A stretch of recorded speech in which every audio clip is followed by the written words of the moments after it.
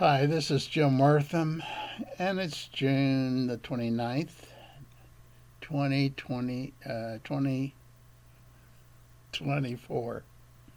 My memory is not as good as it once was, but as, as I'll share with you, I was a love poet in 1969. This topic is: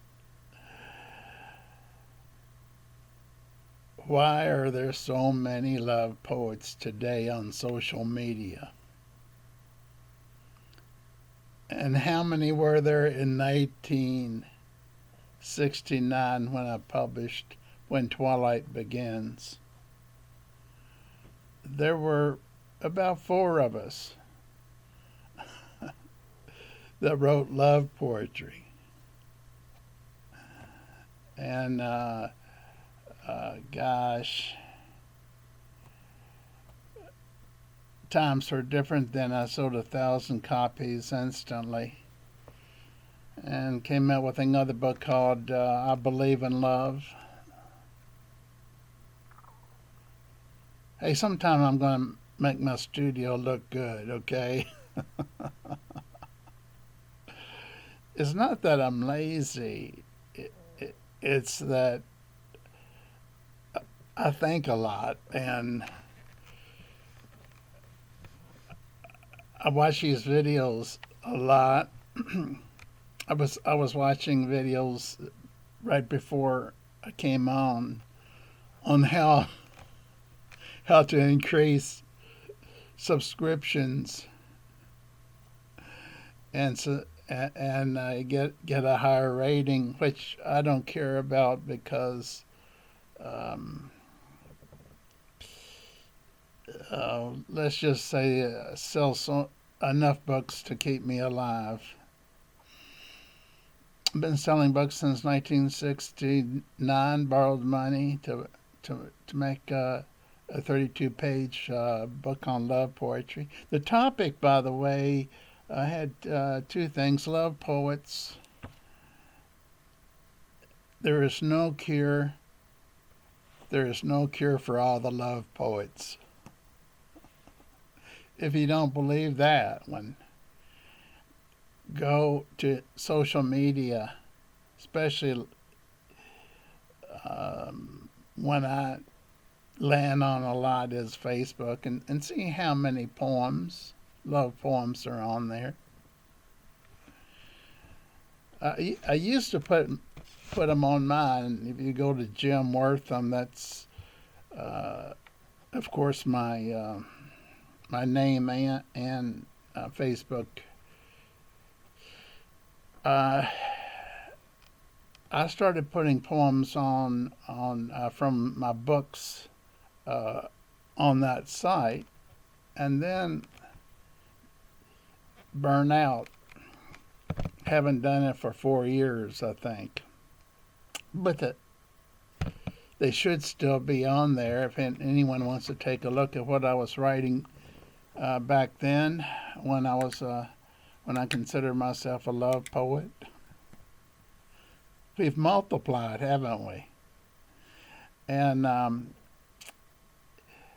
I just wanted to say that there were four of us that we hung out at book conventions. We traded traded ideas on how to sell. Hey, I gotta tell you this. Uh, this Canadian book distributor comes up to me and says, we really like your stuff, and um, uh, come to our suite." They had a big suite at the Marriott Inn in New York City, Marriott Convention Center.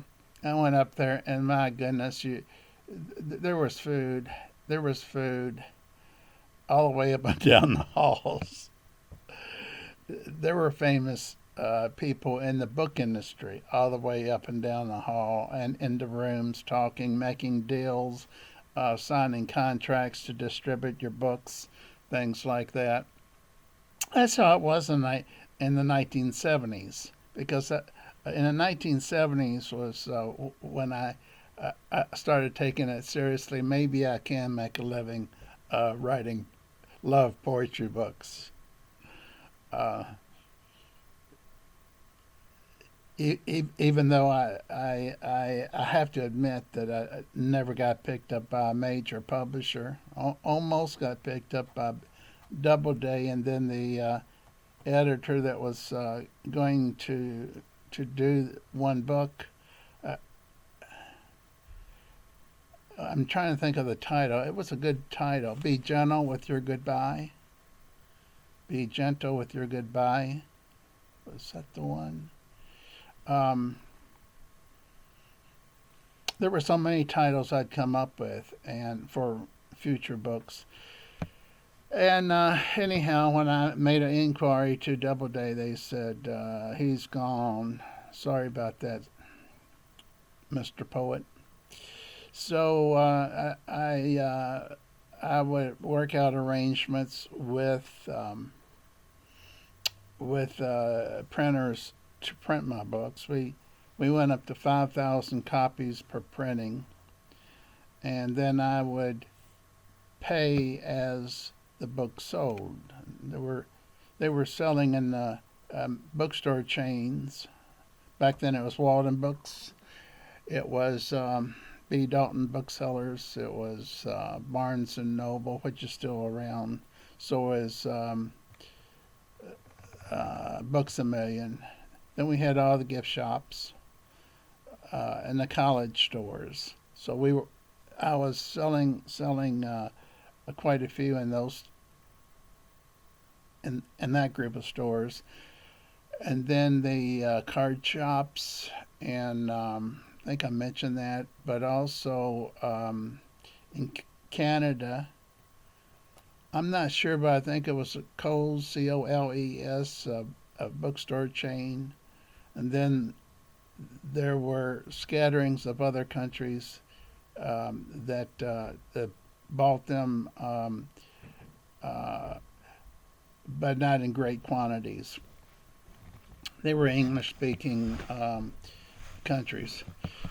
So that's that's the journey of this, and what's happened since the '70s is um, everybody has become a poet. They've gone with book on demand, which means you can upload typeset it yourself, upload it to Amazon Kindle, Kindle. It's called Amazon Kindle Publishing or something like that, and then it doesn't cost anything until someone buys a book, and then they take a printing cost out, they take their fee out, and you get what's called the royalty. Well, overnight, nearly, it seems like overnight, we went from 4 poets that I knew in the '70s to thousands. You'll find thousands. Um, I thought the people I knew, I thought our group was selling a lot of books, but there's a book called Milk and Honey, written by a college student in law school. She wrote it for a project, and I know it's in the millions. Last time I looked, I think they sold 2 million. She's got 2 or 3 other books out, and then I got an email from her, gosh, 6 months ago, saying she was going to go on a international tour. Now this book that she wrote was self-published, just like I self-published mine.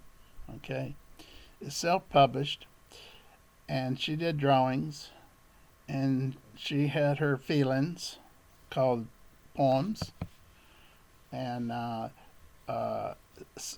somehow or other she self-published it, and whatever she did resonated with people. And the rest is history. It got picked up by a major publisher, of course, to sell millions of books.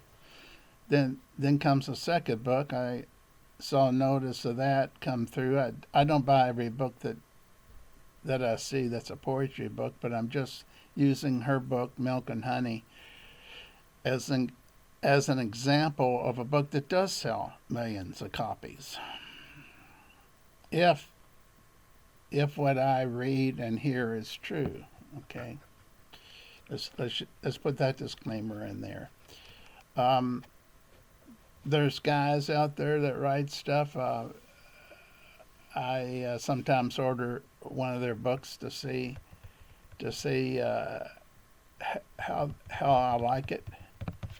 Honest to goodness, is one I bought that he sells up there. I don't want to say in the millions because I don't know that. I just hear that. I bought this one book called Utter Chaos or something like that.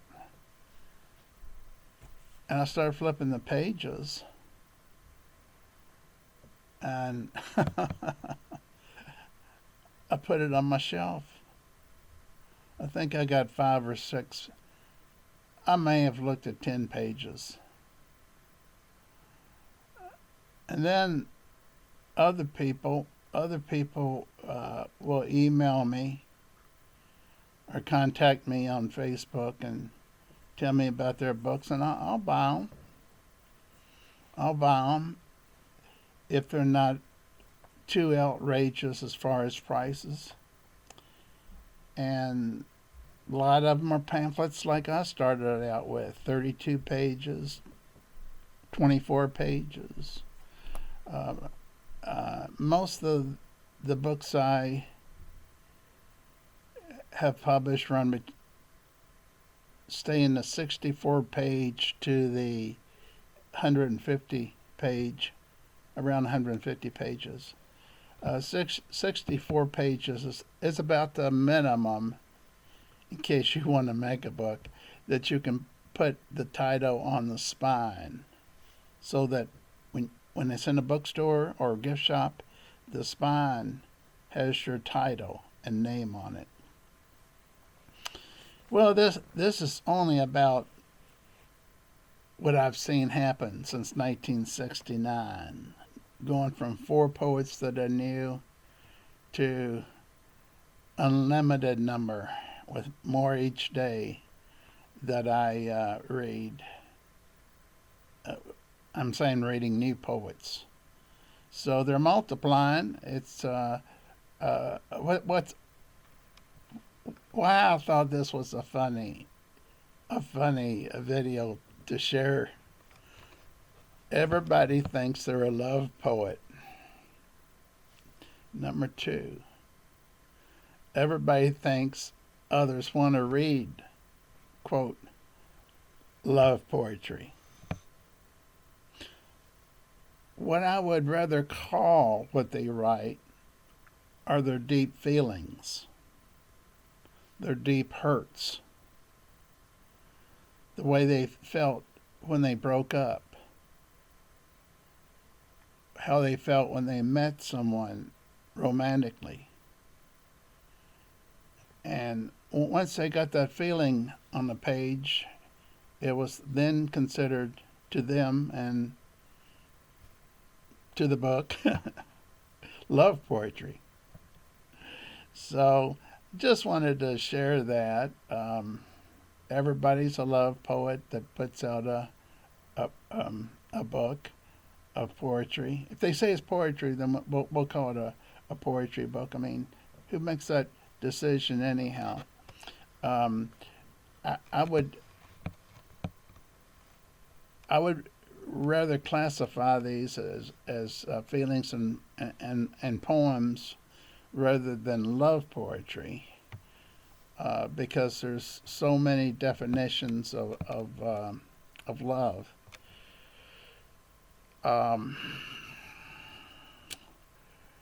But in the cases that these people are writing about, it's almost like teenage love in high school and college, and I've been there. I ain't there now. I guarantee you that. It embarrasses me to write them. I feel like I'm writing a card for Gibson cards or Hallmark cards when I write things like this. Um, right now, I put a sort of a pause to writing because it's just gotten so overwhelming to compete with what's going on out there that I'm doing more of this fun stuff with YouTube. As bad as it is, um, with no studio and no microphone, and uh, can't really say that I'm doing a good job at this, but I'm doing it for the fun. So if you like it, feel free to subscribe because I'll be doing more silly things like this one, and you'll be notified. Until then, have a good day.